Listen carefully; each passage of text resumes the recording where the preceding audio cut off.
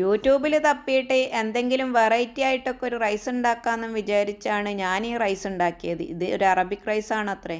പക്ഷേ ഞാൻ ഈ അറബി നാട്ടിൽ വന്നിട്ട് 10-20 വർഷമായിട്ടും ഇവിടെ ഒരു റെസ്റ്റോറൻറ്റിൽ നിന്നും ഇങ്ങനത്തെ ഒരു റൈസ് ഞാൻ കഴിച്ചിട്ടില്ല കേട്ടോ. എന്തായാലും കഴിക്കാൻ നല്ല സൂപ്പറാണ്. നല്ല അടിപൊളിയായിട്ടുള്ള ഒരു ബിരിയാണിയാണിത്.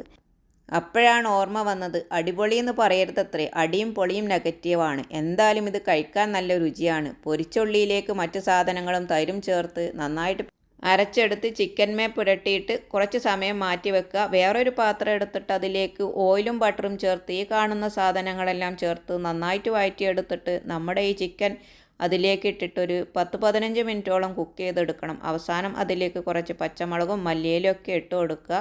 ഇനി റൈസ് റെഡിയാക്കി എടുക്കുക. മന്തി റൈസാണ് ഉപയോഗിച്ചിട്ടുള്ളത്. അത്യാവശ്യം നന്നായിട്ട് തന്നെ കുക്കാക്കി എടുത്തതിന് ശേഷം പൊരിച്ച ഉള്ളിയൊക്കെ ചേർത്തിട്ടൊരു 15 മിനിറ്റ് ദമ്മാക്കി എടുക്കുക.